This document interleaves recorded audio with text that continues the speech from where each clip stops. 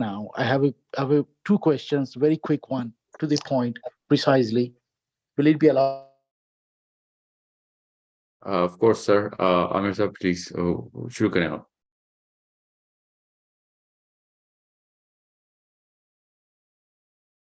Hello?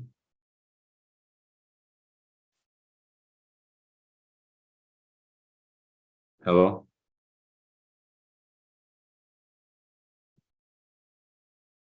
Mhm.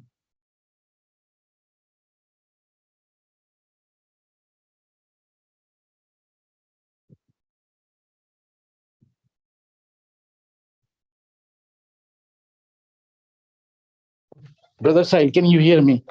Yeah, I can hear you, sir. Please go on. Alhamdulillah, Alhamdulillah, Alhamdulillah. Yes, Brother Sahil, just let me tell you about myself. I'm dealing with the actually public relations field, and I've been here last 21 years. Alhamdulillah, I've got four kids. Uh, it's a 14 years. The elder daughter is. Alhamdulillah, they're going to the Islamic school and academic at the same time. If you ever heard about this Al Khair school, which is in Croydon, uh, founded by Pakistani, the organization, I think.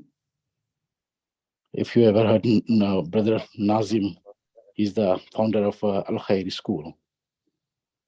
Well, to the Not, yeah. Okay, go on, sir. yeah, But yeah. make it short now to this talk. Basically, Alhamdulillah, my all elder children and my family have finished the Sira. Now the main concept what we are talking about here, what I found is the Islamic phobia point of view. Basically, regarding that the specific part I'm talking about from the Usman Ghani Razila Ta'ala anha until the Hazrat Hussain Razila Ta'ala anha. In that period of the time, there is a lack of information I've got. So I just is a humble request if you could put the lights on that, that period of time, the history that make lots of doors open for the people who generally are concerned about, and people are talking about, like, the rigid part of Islam, the people think about that part. So I think right information I try to get through so many books, but to be honest, I didn't reach to that right point. Will you please, in one of the session, if you can particularly, not at the time, I know that you're dealing with a lot of people, like in your topics, will you be elaborate this topic at so it can give you more information. And Alhamdulillah, I'm dealing with a lot of people here.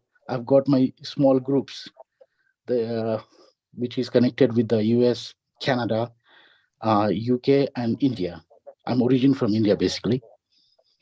So this dawa, this intellectual and identification, the Muslim identification, which I'm going through last more than 1 year.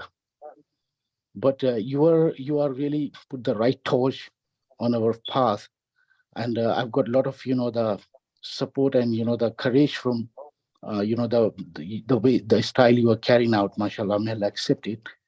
So just I will merge my team into the into IMS, inshallah, soon. I'm just going through with that.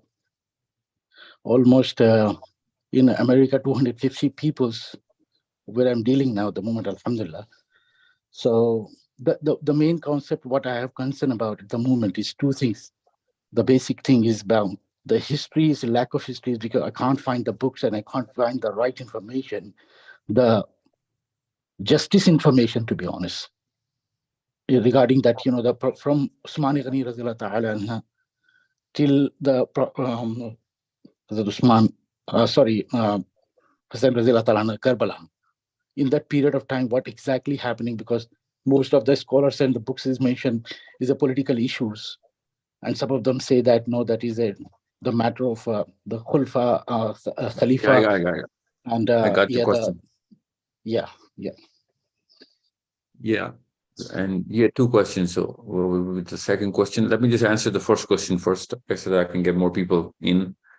Uh, Mashallah. See, the problem right now is that the way I see things, we should start the history from, uh, um, as relevant to our issues currently as much as we Mm, can, and the problems that we all know that. started happening right after the death of Umar ibn Khattab, radiallahu anhu, that Mhm. becomes a lot more, um, well, it's not irrelevant, but it does not really suffice for the problems that Muslims are facing right now.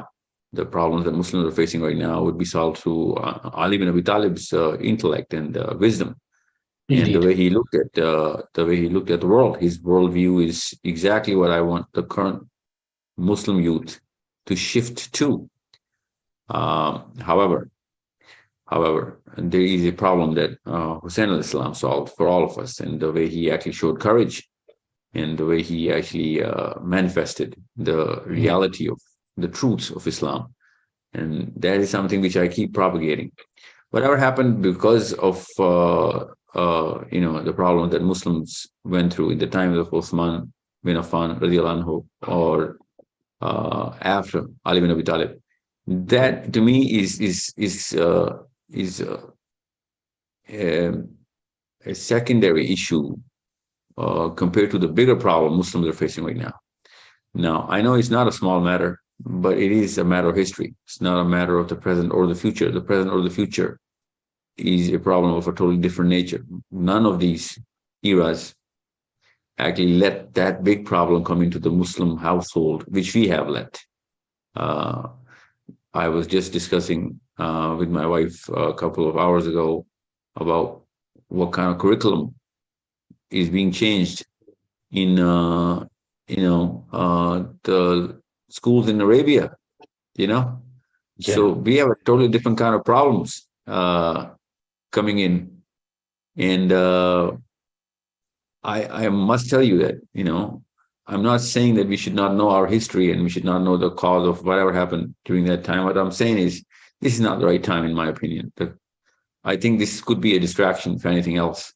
And I don't want to repeat of the same history at the time of whatever the era that you mentioned, because of the fact that we can, or people can use, people who would want to use that sort of an element and distract us and create silos within our own households, our own ummah.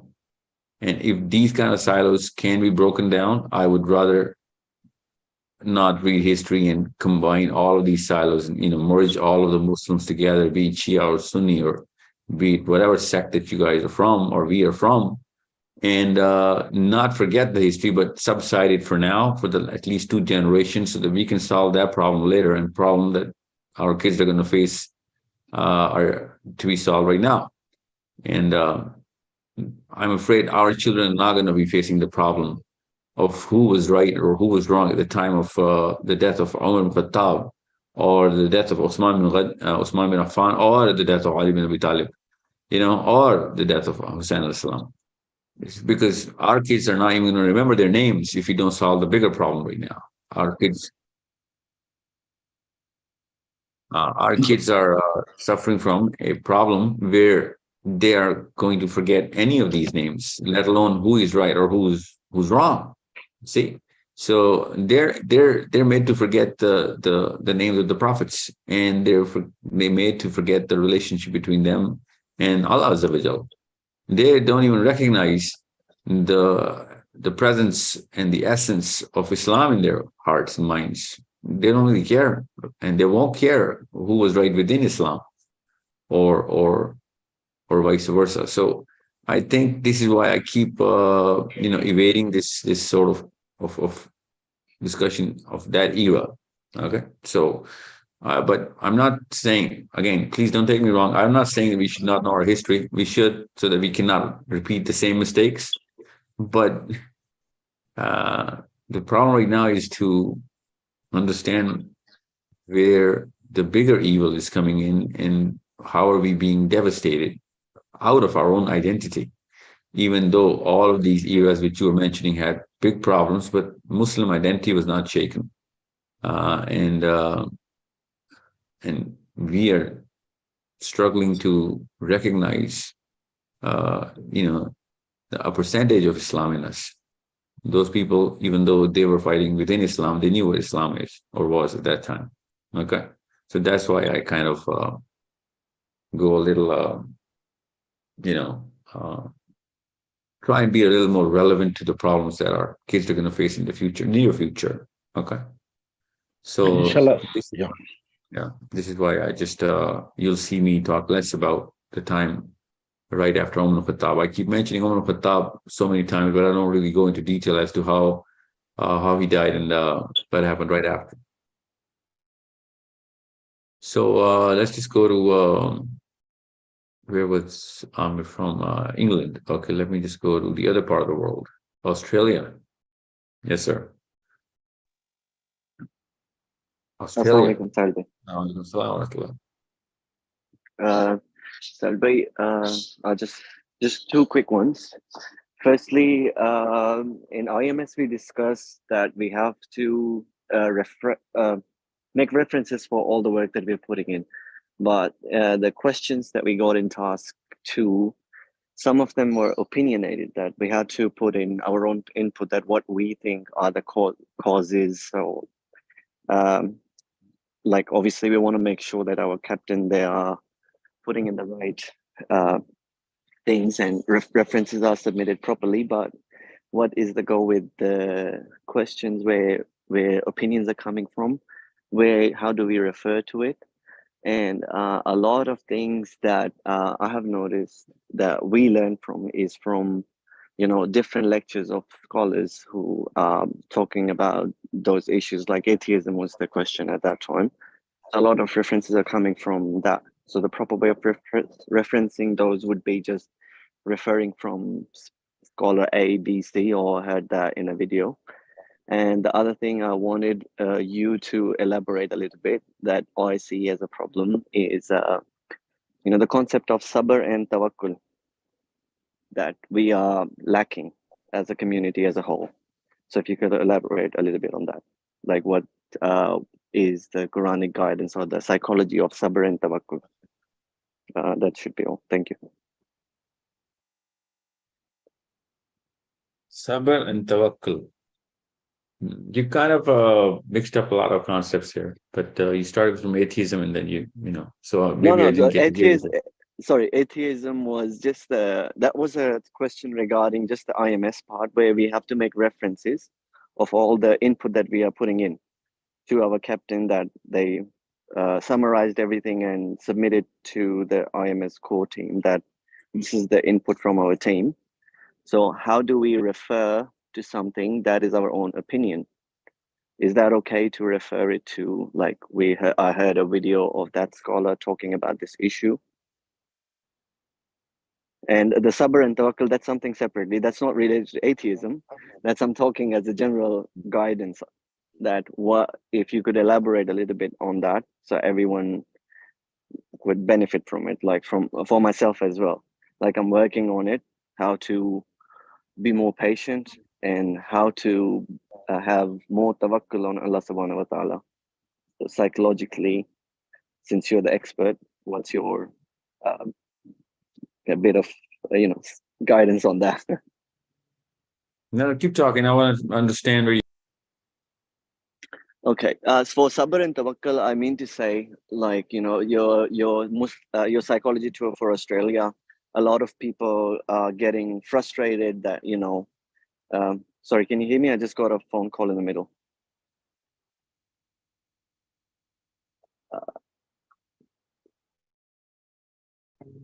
Sorry, Sahil bhai, can you hear me? I got a phone call in the middle. Yeah, I can hear you. So Okay, that's okay. why it was cutting. So you'll have to Yeah, it was rephrase cutting off. and shorten it out, and then ask me. Okay. Okay. What I see as a problem, we don't have any sabr and we don't rely on Allah subhanahu wa ta'ala how we should be.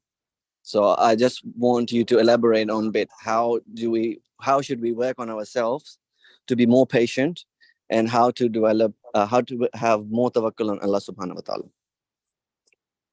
Does that clear it up, or still a Yes, bit? sir. Yeah. No, I got this part. I got the Yeah. all three times. The part Okay. before that, it's all right. It's okay. You know what? See, now the concept of tawakkul is very simple. Okay, make sure you don't complicate this. The concept of tawakkul is the core tenet of Islam. Okay, if you do not understand how simple this concept is, and if your parents or our parents or ourselves, we actually complicate it for our kids, then they're not going to be able to resurrect their iman at any point in their life, because this world is going to come up with different angles of the same problem and different problems at the same time. Okay, that's how this planet is designed. Now, there is no human being who does not need tawakkul. Okay, there is no human being. Even atheists need tawakkul. Okay. Yeah. And this is a problem that we better start solving now. That how to actually link your problem and your traumas and your ordeals and your, uh, calamities, whatever and whatnot. It's any and every person's story of their lives that there is not a person who can guarantee that something is not going to happen which is out of his own plan. Now, since we know the design, if there's one pattern in this planet, we know the one thing is going to remain constant. That is that people are going to go through ups and downs. Now, it could be really, bad for some people and could be not so bad for others, but there is no one who's going to be totally and eternally satisfied in this planet. So since this is the design of the planet, you need to understand that if you look at the entirety of the whole, history of human beings till today, until of course we can actually foresee a lot of things in the future, but we cannot possibly deny the fact that there is no human being in the world has ever lived who actually made up a plan and didn't have to change it. Okay. Yeah. So what's the value of any plan then? See, that's where it comes down to. Why are we planning anything? Yeah, I know, like, even how looking at you and how everything you done, like, you started off from somewhere, but you started going in different directions because that's how everyone works. You see more things, you learn about more things, and you kind of, scope it out to wider aspects. You can't just stick to one thing. It's a part of growing in a way. That's how I look at it. Well, if you still keep planning based on, like, growth is a different concept altogether in Islam. Okay, so you need to understand that if you do not understand this pattern, then you're not growing. And a guy of certain age, women and men, realize after their, a certain part of their life is spent on this planet that there is no plan that is ever going to culminate the way, they initiate the plan. And that is where tawakkul settles right there. That when you're actually making any kind of plan, good or marvelous or optimum or, realistically, compromised, doesn't really matter. What matters is that there is going to be an unforeseen event that is going to change because of external or internal events. That is a story of everybody's life. So once we know that this is the one common pattern, a Muslim comes into a settlement, and he actually takes delight out of this after a certain stage. And a non-Muslim is devout of this sort of delight, and there is tawakkul. That what, it doesn't really matter whether my plans are going to be successful or I am going to achieve whatever I am planning right now. What matters is that I know that whatever is coming to me or around me or for me is for my better good, for my own good, and for the from the maker that put me here in the first place. Okay. Now, once you have that kind of psychology, it settles and makes you anxiety free. It makes you, it never lets you panic. It never goes into that kind of a trauma that a non-Muslim or a Muslim with no tawakkul is definitely going to go into. It's just chaos otherwise. And this is a psychology that actually Allah is talking about, through and through in the Quran. And the Seerah is, pregnant with this. It's soaking with this. The whole of Sira is just, if you can take one thing out of Sira, if you have to take one thing out, that would be tawakkul, right? So what is the value of us, and all of our plans and all of our imaginations, if we know that things are not going to happen the way they're going to happen, so why do we plan? A Muslim plan because he has tawakkul. It doesn't really matter whether I'm going to culminate this plan or I'm going to actually be successful in the end. What matters is I am relying on the power that is the changer of all plans and the maker of all success and the culminator of all the culminations, right? So that is the power, and that's the powerhouse. That is the psychology that actually is developed, that is brought up on this sort of psychology, and he never goes into any kind of negativity, toxicity, trauma, anxiety, panic, or any of those reactions that normal human beings keep on giving, like children, even at the age of 80 and 70. And they just don't get that composure. A Muslim gets the composure from day one, and he settles in this planet so well, and he's got a better psychology. He's got this cruise control button on all the time, and hence he takes the lead. I mean, he's steadier than most people. He knows that he's playing the big game all of a sudden. As soon as you play tawakkul, you play the big league. You're in the big league. That's it. And no matter where you are, how many people are in your group, you only give leadership to people who have more composure. They don't panic. They are well settled in the understanding the patterns of how this whole planet behaves around them. And from households to societies to politics to statesmanship, you name it. You only put that person in charge who's got a superior psychology, and tawakkul is the only absolute superior psychology. And if you can get that inculcated in your kids, then they're going to have 10, maybe 15, 20 more years under their belt to practice and get more composure in. Because we don't realize this, and we are realizing this in our 30s and late 30s now. We might as well have just, started off when we were 10 or 12. We could have had a decade more of understanding how to compose ourselves and settle properly in this planet. Yeah, 100%. Inshallah, that's the goal. Sure. To instill it in myself and pass it on to the children and for everyone, really. Well, thank you, Jazakallah khair.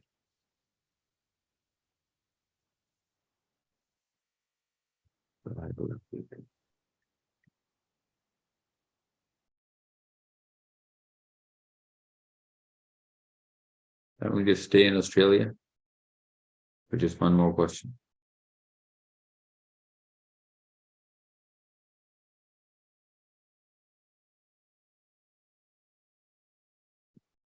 Okay, let's go back to England.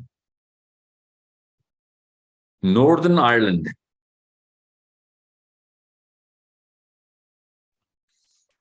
अस्सलाम वालेकुम sir. Assalamualaikum. Sir मेरा बहुत personal question है, तो मैं पूछेंगे फिर। Sorry sir, फिर मुझे नहीं पता कि मैं आपसे कैसे कांटेक्ट करूं। ओके, फिर पूछ लें। फिर मुझे कोई जज ना करे प्लीज। सर क्वेश्चन मेरा ये है कि यहाँ बहुत सारी खवातीन को भी मेरा ख्याल में मेरे जैसा मसला होगा। I don't know about Pakistan, but in UK mostly revert खवातीन और जो इस तरह की हैं। सर मसला मेरा ये है कि मैं जो मैरिड लाइफ है मेरी, उसमें मेरे हस्बैंड जिनसे वो मुझे मेरा शरई हक नहीं देते। मीन्स एक टाइम आता है 4-5 माह गुजर जाते हैं। सर लिटरली समटाइम्स ऐसा होता है कि अगर हराम ना हो खुदकुशी। अच्छा, आपने अपने क्वेश्चन चूंकि मुझे अपने कॉन्टेक्स्ट बता दिए, you'll have to shrink your question so that you wouldn't have to say so much, because it might just Sir, not if you do understand justice. it, then please answer me, because Please. Well, I'm gonna assume a lot of things here, but you need to really confront your spouse here and talk to him about this. A dialogue is the only option here. Okay. Otherwise, there are three ways of treating this sort of any situation of Sir, this I sort feel between. so shy about it. I called him Yeah, four, I get five it. times. So what now? Yes, sir, I'm done. Please. No, I didn't get the 4 or 5 times thing, but it's all right. Sir, I mean, I called him on bed 4 or 5 times in, in different Yeah. times. Okay, Period. okay, I got it. Yes. So what you need is to make sure that you know there are three stages of how to actually treat a spouse or anybody for that matter, but in this case, a spouse. And the first is the positive reinforcement, the negative. Then the second is the negative reinforcement, and then you know introduce the threat. Introduce the threat. That's it. Otherwise, you can't just keep lingering on and understanding the pattern of behavior of a human being and not do something about it. If you're not going to make a change, then you know, change. Nothing is going to change as an output. You got to change a few inputs right here. So this goes to everybody who's listening about anything. You need to introduce a very visible and assertive change. And if you do not introduce the threat here, and a spouse, either one of them, husband or wife, can introduce the threat, but you got to follow through with the threat. Okay, the stage is effectively. I don't want you to just break up a marriage just like this, but understand that you know what, there are some marriages that are better broken than Sir, I than have been married since 19 years. Sir, it's been 19 years and I have done everything I could. well, it's better late than never, but still, I think you should have done this in the 9th or 10th month of the pattern of a human being. But okay, well, you have 19 years of a lot of experience of a guy, so you might as well just skip a few stages and go straight to the threat now. Okay, but Sir, don't what follow kind of through. threat? Sir, what kind of threat? I have daughters being, one is 17, one is 16, one is 12 now. And I have 5-year-olds as well. So then you have already made a decision that no matter what happens, you're not going to do anything about it. Then why cry about it then? No, sir, that's why I'm here. I just don't want to waste myself. I don't And want to die that's in heaven, in hell. I mean, I don't want to die every day over there. I mean, I don't want to suicide. no. You don't have to do that. Don't worry. No. Don't say that. See, last boy just asked me about tawakkal, right? So you need to really Yes, that's give. why I encourage myself to answer a question this type of, what kind of tawakkul should I do now? I mean, sometimes I say, तेल फाड़ में गया तवक्कुल, मैं क्या करूं? Yeah, I shall listen. There are certain prayers in the Quran which are going to settle your heart. Okay, for settle your heart. Your mind is naturally not going to settle unless your heart is settled. Not with your husband, with Allah. Okay. Sir, if you So ask me, I am the person, I did 8 years Fazla Karya course. You no. I'm not name, talking about your knowledge here. Listen, I'm not talking about your yes, knowledge. I sir, should that's, listen. So, okay, let me just simplify things for you. Some people, most spouses, they actually ensure a very bad marriage by not doing certain things which are required to do. Okay. This is not a child's upbringing. This is a marriage. The difference is that you have to really force certain things into play in a marital situation. In a child's upbringing, you cannot force certain things into play because that's a child. Okay. The difference between making a child change his behavior and making a wife or a husband change behavior is that you need to use different tactics, a lot more force and assertion and assertiveness and some strict measures and follow through with that. Okay. And girls usually don't follow through with that. Like, let's be honest. Men follow through with a lot of things, which they don't even mean. They still go following up with so many things because, they're socially a little more active and they have a lot more, options which are opening up because they're active. Girls are not active. Otherwise, options are opening up. You're in Northern Ireland, for God's sakes. You're not in Miyawali. Okay. So if you're actually thinking like this, that you're not going to do something about it, then I'm not going to blame your husband. I'm sorry. I'm going to blame you. And do not give me that 19-year-old saga because you're not dead yet. Okay. You're not a tree. You're a human being. You can move. Okay. And 19-year-old, for the last 19 years, your husband did not feed you. Allah did. Okay. Make sure you understand. And that's what tawakkul is. And if today your husband died, you're still going to survive because, your husband is being fed by Allah and you too are being fed by the same creator. So it is not a rocket science concept, Aisha. I understand that you're in pain. I'm not trying to talk to your mind right now. Okay. I'm trying to talk to your heart. Make sure you understand that. People die and their families survive. There is no family that just vanished and poof, right, vanished into thin air because the father died. Nobody. Everybody knows that. Yeah. Remember we just saw those videos of this little infant coming out or little child coming out of those apartment buildings in Turkey.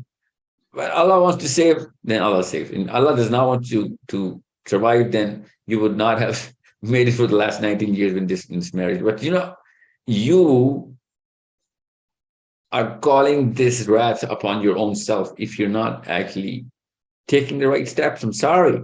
I'm not. And you know what? I'm talking a little swiftly so that most people won't even get it because I don't want to give girls weird ideas that, just anything wrong happens, just call in the threat. But in your case, I think 20 years is 2 decades. It's worth 2 generations of a time, literally. If you had kids at how old are you now? I'm sorry.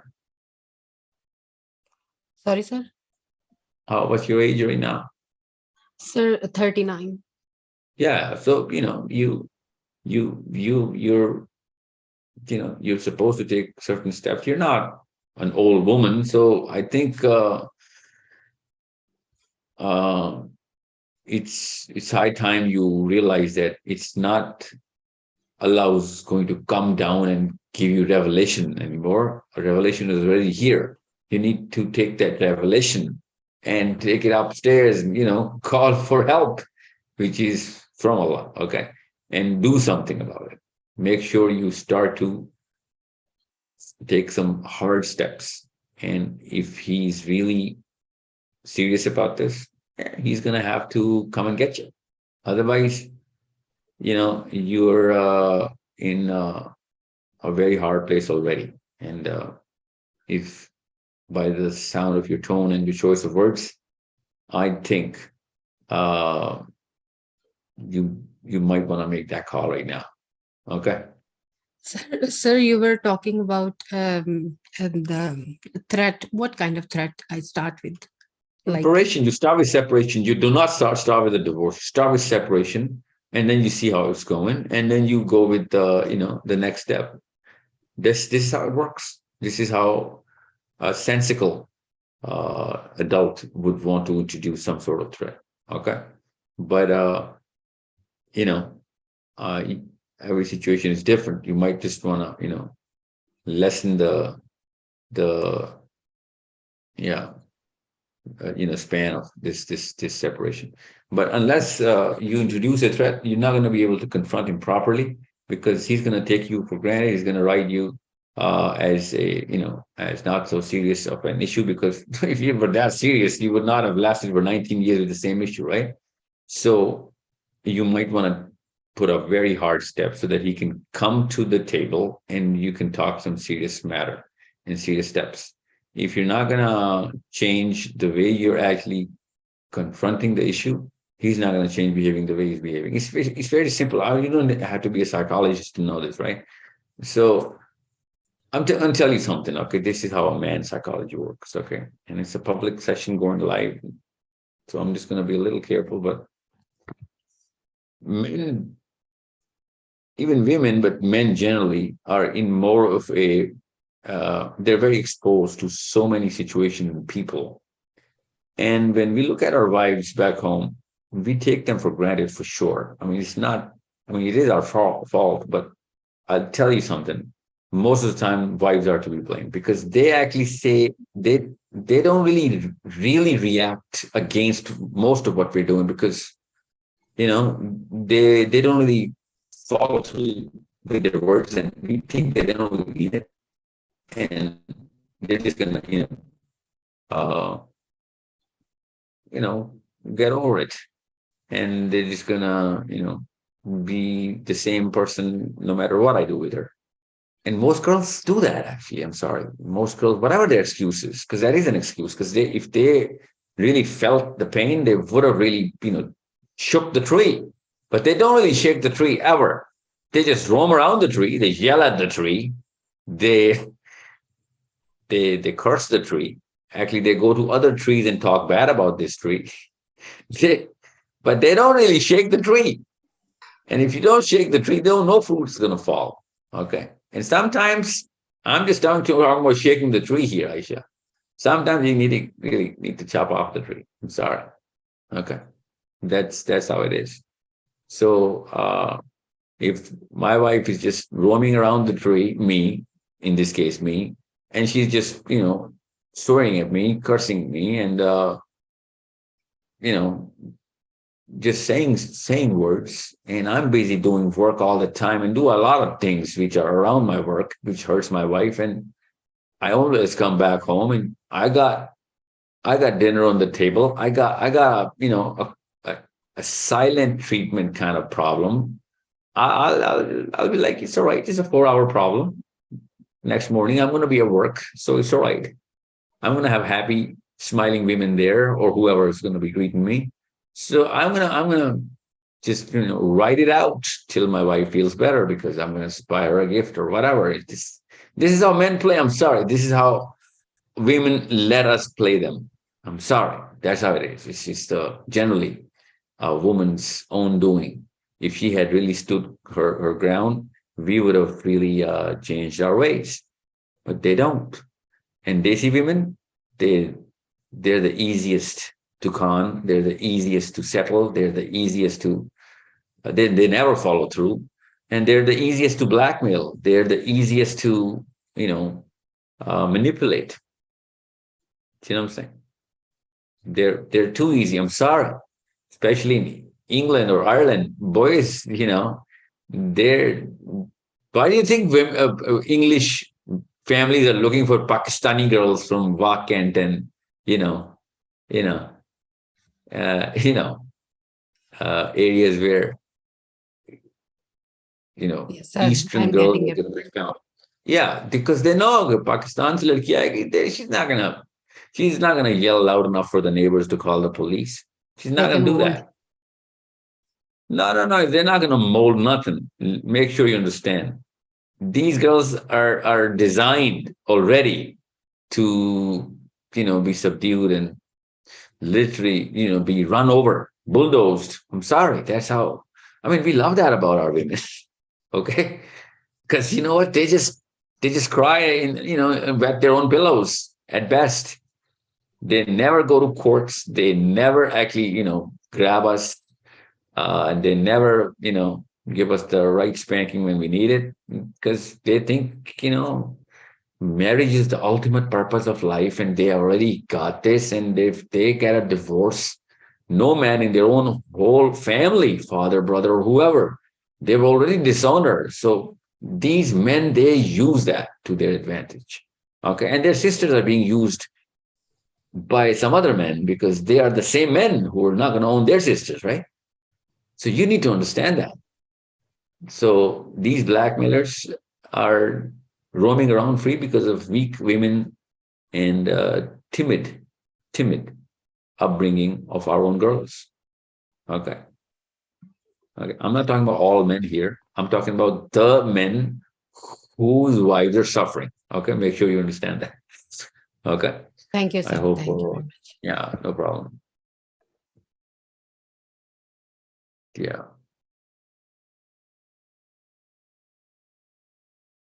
By the way, I should say that this goes both ways, but I think it's too late for that.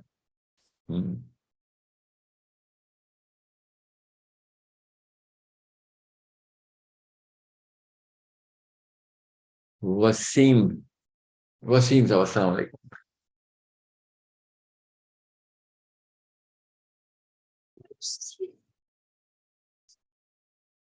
Okay, Umar, assalamu alaikum.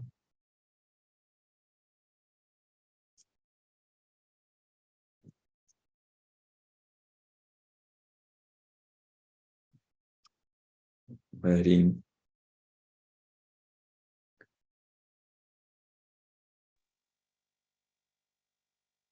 Did I say Marine? Yeah, Marine. Yeah. Assalamu alaikum. वालेकुम सलाम। मैं Canberra में हूँ, यहाँ Australia में, और instant messaging system का जो ग्रुप है उसका I am a part of it, and I just want to find out कि how do you see it going through in the future, कि आप कैसे देखते हैं कि हम जो मुस्लिम कम्युनिटी है, how do we link up and convince people to join the system that you're trying to create?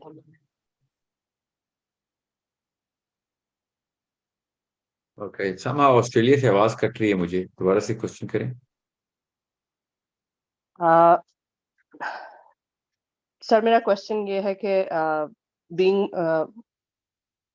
being Muslims, how can we convince people to come to the system जो ये सारा है? Because जब हम share करते हैं तो लोग जो होते हैं they're very skeptical or they're not very convinced towards coming towards this. Well, for starters, they will be convinced if you use your natural, organic confusion to them.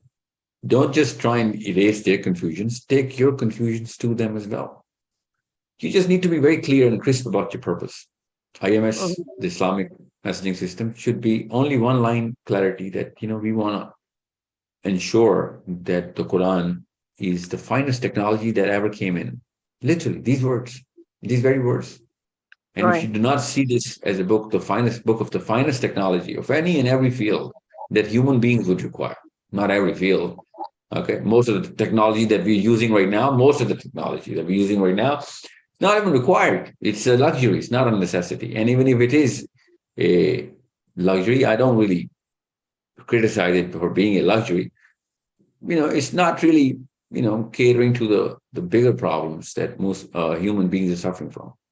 And that's where I'm not just talking about, the behavior of human beings in general. I'm talking about the cognitive faculty. I'm talking about the sciences, and I'm talking about the actual engineering of not just, things that are going to cater to human beings right now, but the need of human beings in the future.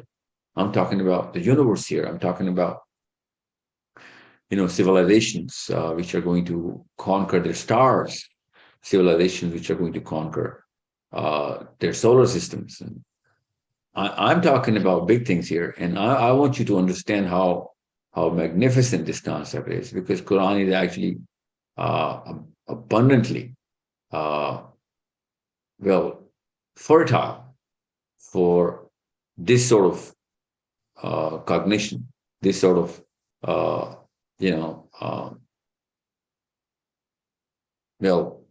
approach by all human beings, so that we can actually dig deeper and find more and richer resources from the Quran, literally. Now, why am I keep on using these words and terminologies about the Quran, which were never used before? Why? Because I've seen them.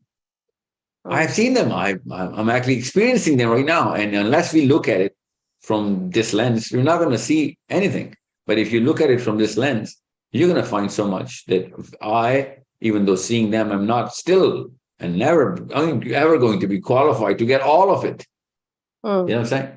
So you need to use the words which are relevant to the audience. If you're not using the words which are relevant to the audience, and try and break it down as much as I am trying, and even more, doesn't matter what an IMS stands for or what you want to do, unless you can actually, eloquently describe it. So that's why we're actually planning communication skills workshops for our core IMS teams and team leaders. And it's going to take a little while because there's thousands of people who've joined in, thousands, literally thousands of people, alhamdulillah. So we need to talk to everybody. Now, there is no way to talk to everybody unless, of course, everybody comes on a certain platform. And I am still getting problems in getting the people who are currently in IMS to come into a single platform. Clubhouse is not working in certain cell phones and banned in certain countries. So, Telegram is banned in my own country. So I can't get Telegram in. So there's certain limitations are always going to be there, and which is okay. We never expect an ideal scenario anyway. But I just want people to know that IMS first task is to clarify your purpose. Your clear vision is going to enable other people to come in. If you're not clear on your vision and your purpose, then it doesn't matter how eloquent you are, what kind of communication skills you have, you're going to actually push people away because you'll be actually doing some other vision, some justice, some benefit, not this one. Okay. That's very true. So, That's very true. Often hota yahi hai कि the point that I'm trying to get across doesn't go through the way I want people to understand it or be inspired by it. जैसे history है, Islamic history है, हमारे सहाबा की life story है, seerah of the prophet है. People are not motivated enough the way I'm trying to convince them for it. So उनके already preconceived notions हैं, उनके पहले से dogmas attached हैं, उनके पहले से उस environment के साथ connection है जिसमें वो पले बड़े हैं. So to break them free from all that requires a lot of effort. Even in my own home, if I see कि मुझे अगर एक movement run करनी है, so it requires a lot of effort and thinking on my part कि how to approach it in a way that it becomes attractive for everyone.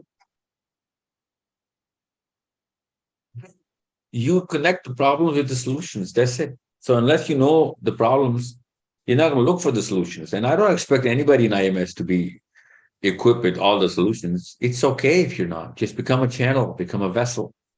Tell us, and you're going to get the solutions in. Even I don't have all the solutions. I want to talk to experts to get solutions. But if you do not know the problems and you're not asking the right questions so that people can tell you what their problems are, then it doesn't matter whether you're in IMS or SMI. You're going to fail that mission anyway because you're a repellent, people repellent. So just try and be more empathetic and be a lot more easy in communicating the fact that you're here only to get the best answers. There's a tank of thousands of people who are trying to come up with solutions, and if you cannot find it from here, then we don't deserve to run any kind of purpose mission. You know what I'm saying? And we're not arrogant enough to say that. No. We're going to have every answer to every question, but we're going to try our best to answer whatever we can in the shortest possible span of time, because there's so many people in the same platform. We're going to be actually creating more libraries than anything else. So most of the questions I know, which people are suffering from, there are so many answers, so many eloquent, attractive answers, which are rhyming, which are not only from the Quran, but if they're not from the Quran, they're rhyming with the Quran. So we can actually, just connect the dots here. That's it. Okay. Thank you. Just try and be more humane, and girls naturally are. So try and be more of a nurse to people than a teacher. Okay. Don't become a teacher, become a nurse. Yes. My natural predisposition is more like empathy towards people, listening to what they have to say. Rather, I'm not that commanding or more assertive as much as I'd like to be, to make them understand that Islam and Quran is the right way and the Seerah is the guidance towards it. So yeah. There's no any cliches into it. Okay. Otherwise you're in the right path. Ji, Assalamu alaikum, tabassum. Assalamu alaikum, tabassum. वालेकुम अस्सलाम। जी, tabassum. Do you have a question? Sir मैंने No. Hand raise किया था। जी, पूछिए ना. मैंने hand raise नहीं किया हुआ था। Oh, okay. I'm sorry. Okay. I apologize.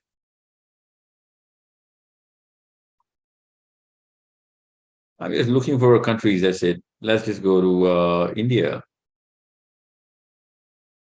India. Okay. Canada. Madiha. अस्सलाम वालेकुम सर, मेरा क्वेश्चन सूफीज्म के बारे में है, कर लूं? I don't know what the question is. तो करेंगी तो पता चलेगा जी. ओके, सर आप बिलीव करते हैं सूफीज्म पे, और अगर करते हैं तो इसकी क्या लिमिट्स होती हैं कि उसके बाद गुमराही शुरू हो जाती है? क्योंकि पाकिस्तान में जिस तरह से सूफीज्म पे बिलीव किया जाता है, तो मतलब मोस्टली गुमराह कुन ही अकायद नजर आते हैं. तो क्या Yeah, well, बॉर्डर क्या है इस पे? because Border everybody line drives a क्या है? car bad doesn't make the car bad. The drivers, if 10 people drive the same car poorly, that doesn't make the car poorly made. Okay. So just because आप tasawwuf में people are not practicing it in general the way it's supposed to be practiced, anything, not just tasawwuf. आपका जो argument है ना, अगर मैं इसको थोड़ा सा खींचूं तो किसी को मुसलमान भी नहीं होना चाहिए. जिस तरीके के मुसलमान दुनिया में फिर रहे हैं, कोई भी गैर मुसलमान ना हो जाए. Yeah, wouldn't that be the same argument?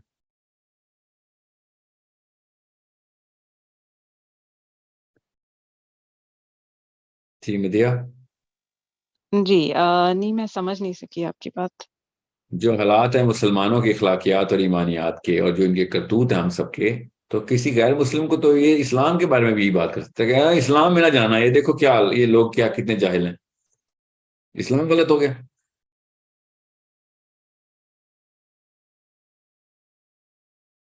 समझ रही ना आप? नहीं, I understand and I believe in Sufism, लेकिन जो No, I'm not saying कि बहुत I ज्यादा believe in गुमराही में चले Sufism जाते or हैं, not. उनको क्या एक बॉर्डर लाइन? नहीं, मैं ये नहीं कह रहा आपको कि सूफीज्म ठीक है कि नहीं. मैं ये कह रहा हूँ ये आर्ग्यूमेंट ठीक नहीं है तसव्वुफ के खिलाफ. I am not saying Sufism ठीक हो गया इस बात से. What you need to understand is कि just because there दो नंबर पीर, दो नंबर सूफी, दो नंबर मुरीद, इसका ये मतलब नहीं है कि तसव्वुफ गलत हो गया. तसव्वुफ गलत हो सकता है कॉन्सेप्ट ही, मगर ये आर्ग्यूमेंट बहुत गलत तरीका है किसी चीज को गलत प्रूव करने का. क्योंकि ये आर्ग्यूमेंट अगर हम इस्लाम पे लगाए ना, तो मुसलमानों की हालत देख के इस्लाम गलत हो जाएगा. सो you need to understand, when I was reading the Bible literally, and I see so many problems with whatever the Christian community is doing with their religion. Okay, religion. I cannot say, oh, Christianity galat. I have to read the Bible to see कि उनकी किताब क्या कह रही. It's a very common sense thing to do. मैंने खुद पढ़ी, मैं तौरात और इंजील को मिला के कह रहा हूँ, तो दोनों पढ़ी. हालांकि तौरात यहूदियों की मुख्तस किताब है अपनी ये. तो अब इसराइल जो कर रहा है उसको देख के हम इतनी कहते कि तौरात जो है ना ये 2 नंबर किताब है. क्यों? क्योंकि इसराइल ये कुछ कर रहा है. बिल्कुल ऐसे ही आप मुसलमानों की हालत देख के कुरान पाक के ऊपर तो तनकीद नहीं करनी चाहिए. सो तसव्वुफ के ऊपर आपका जो छोटा सवाल है, मैं उसको छोटा ही जवाब देता हूँ. Yes, I believe in this. Yeah, there is a realm of practice that any human being can do who is conscious of whatever the problems of the world are.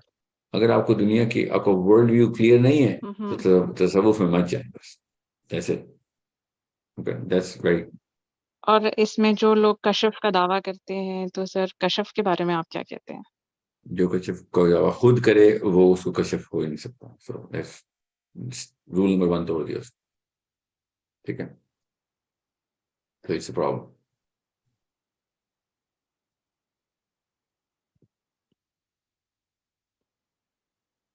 Melbourne. I didn't get it, sorry. जो बंदा खुद ये बताता हो कि मेरे पे कशफ हो गया है, अब मुझे पे अल्लाह ताला के खास करम हो गया है किसी भी लेवल पे, तो he does not know कि तसव्वुफ क्या है फिर. ठीक है, उसके तसव्वुफ उस तक नहीं पहुंचा. Okay. I Okay. hope you get. Yeah. Asma. Assalamu alaikum wa rahmatullah, Asma.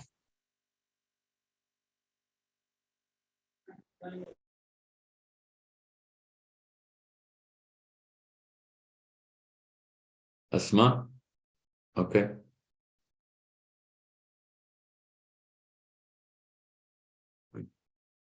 Malik Hashim Saab. Assalamu alaikum. Ali from Scotland. जी वालेकुम अस्सलाम sir Ji alaikum. Sir I am 24 year old and मैं भी आईएमएस का ही member हूँ और काफ़ी देर से मैं देख रहा हूँ वहाँ की जो अपडेट है और आपकी ये वीडियोस भी मैं काफ़ी अरसे से सुन रहा हूँ और काफ़ी देर से आपको फॉलो किया आईएमएस तो मैंने अभी रिसेंटली ज्वाइन किया है 1 माह से।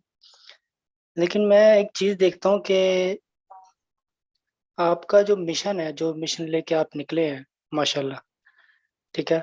और ज़्यादातर लोगों के क्वेश्चंस ये होते हैं कि आपका वे कहाँ जा रहा है? आपका फ्यूचर क्या है? आपकी ये जो पार्टी है आप कहाँ लेके जा रहे हैं? तो हम फ्यूचर में इसको कहाँ देख रहे हैं? मतलब किस तरह के क्वेश्चंस जो है ना वो मुझे ऐसा लगता है जैसे उनको आप पे बिलीव नहीं है। जब एक ड्राइवर पे बिलीव ना हो ना गाड़ी के, तो फिर वो ड्राइवर से जो पीछे पैसेंजर्स होते हैं पूछते हैं कि आप हमें कहाँ लेके जा रहे हैं? ठीक है? मैं उनमें से नहीं हूँ, मैं एक लास्ट चेयर में बैठा हुआ एक वो पैसेंजर हूँ, जो आँखें बंद करके बस सोया हुआ है और वेट कर रहा है कि कब हमारी मंज़िल आएगी और मैं उठ के पूछूँगा जी अब क्या करना है? ठीक है? लेकिन उस दौरान बैठे हुए मुझे ये फ़ील होता है कि मुझे बैठे हुए भी कुछ ना कुछ करना चाहिए, ठीक है? और आईएमएस के अंदर भी मोस्टली ज़्यादातर लोगों के क्वेश्चंस आपस के अंदर यही होते हैं कि मेरा ये मसला हो गया, मैं बताओ क्या करूँ? फलाने का ये मसला हो गया, वो मतलब कि एक इंजर फ़ौज की टीम लगती है मुझे, जिसका बाज़ू नहीं है वो आके अपने बाज़ू के दुःख सुना रहा है, किसी का कान कटा हुआ अपने कान के दुःख सुना रहा है, ठीक है? और कोई किसी को अगर लेके आता है, तो वो बोलता है कि मैं इसको कैसे लेके आऊँ बताओ मुझे ये अंदर नहीं आ रहा गाड़ी में। इस तरह की ना एक सिचुएशन सी मैं उसमें ना कुछ परेशान सा हो जाता हूँ कि यार ये आखिर ये बस के अंदर हमारी एक बस है ना ये जिसको हम लेके चल रहे हैं। तो कब ये आखिर ये हल्ला अंदर कम होगा? कब हम लोग सुकून से बैठेंगे और एक विज़न की तरफ चुप करके तब बस देखेंगे कि ये किधर जा रहा है? तो इसके बारे में थोड़ी-सी रहनुमाई फरमा दें मुझे। भी तो या ज्यादा बंदे इकट्ठे होते हैं ना जब भी किसी भी पर्पस से, तो ये नॉर्मल फिनोमेना है कि उसमें स्टॉर्मिंग चल रही होती है, स्टॉर्मिंग हो रही है सर, ठीक है? तो उसके लिए विजन की बार बार तरवीज, चुप करके पीछे नहीं बैठना आंखें बंद करके, you need to reiterate the vision to everyone. जिसको आप समझते आता है उसको फिर बताएं कि विजन है क्या, why are we in this train. जब आप सबको बता रहे होंगे तो आप इसको बता रहे होंगे, उसके अलावा भी बाकी लोगों को समझ आ रही होगी, और सबसे ज्यादा किसको समझ आ रही होगी? आपको खुद। क्योंकि आलिम अबी तालिब ने कहा ना, सीखना असल में कैसे सबसे ज्यादा सीखता बंदा कब है? जब किसी और को सिखा रहा होता है। So make sure you understand, unless you are very clear about what the vision is, train की मंजिल क्या है, तब तक आपने आराम से बैठना ही नहीं है। और पीछे वाली सीट पे जाके आंखें बंद करना तो कैंसर बन जाएंगे आप आईएमएस के लिए। Don't be that. So people should know what the vision is.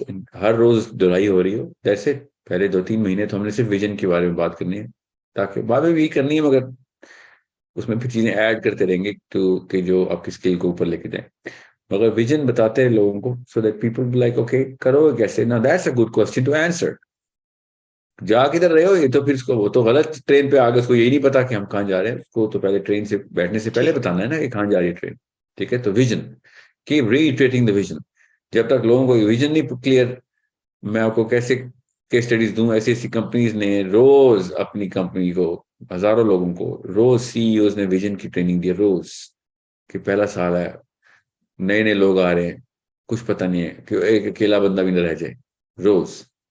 सो हमें भी इस्लाम ने ये दावत दी है कि सबसे पहले विजन बताओ कि पूरी दुनिया को शहादत देनी है कि अल्लाह ताला अशहदु अल्ला इलाहा इल्लल्लाहु वहदहु ला शरीका लहू व अशहदु अन्ना मुहम्मदन अब्दुहु व रसूलुहु।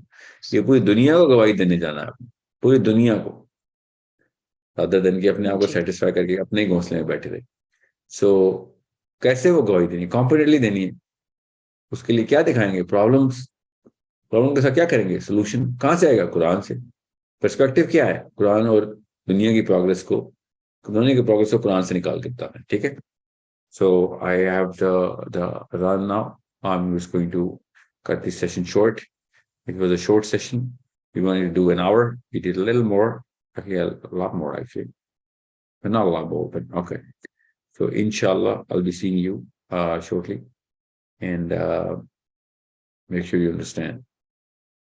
Unless you are clear on where you're going, no one is going to believe how you're going to take them there or even where you're taking them. Unless you're very clear of where you're taking them, no one is going to understand nor believe how you're going to get them there.